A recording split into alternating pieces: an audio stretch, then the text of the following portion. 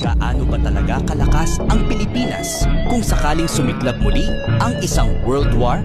Sa taong 2026, ang military ng Pilipinas ay hindi kabilang sa pinakamalalakas sa mundo. Pero hindi rin ito basta-basta.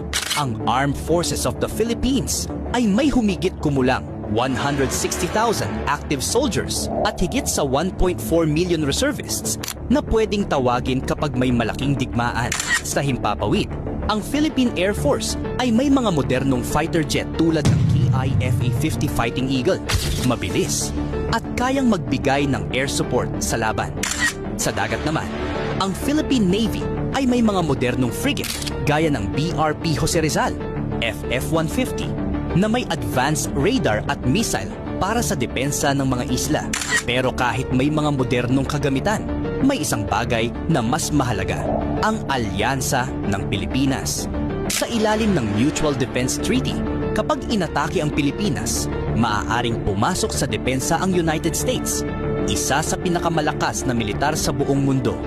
Kaya kung sakaling magkaroon ng pandaigdigang digmaan, ang Pilipinas ay hindi lang lalaban para sa sarili. Lalaban ito kasama ang mga makapangyarihang kaalyado.